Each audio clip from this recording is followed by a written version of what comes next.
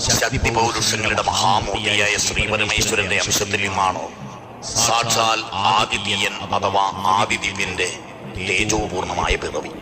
ഐതിഹ്യ കഥകളിൽ വർണ്ണശ്രവണവും ഭാവനാപൂർണവുമായി പ്രകീർത്തിക്കപ്പെടുന്ന കൈലാസനാഥന്റെ ലീലാവിലാസങ്ങളിലേക്കാണ് വയനാട്ടുകുലവന്റെ ഉത്ഭവകഥയുടെ വേരുകൾ നീണ്ടെത്തുന്നത്.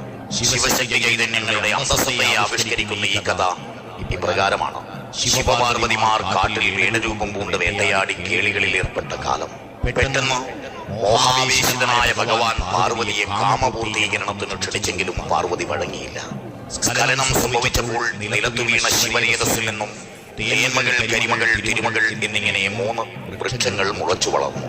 തേന്മകൾ എന്ന വൃക്ഷത്തിന്റെ ചുവട്ടിൽ നിന്നും ഒലിച്ചു വന്ന മധു ശിവൻ പാനം ചെയ്തു. മദ്യലഹരിയിൽ ലയിച്ച പരമശിവൻ മധോന്മത്തനായി താണ്ഡവ നൃത്തം ആരംഭിച്ചു. ഭയചകിതയായ പാർവതി ദേവി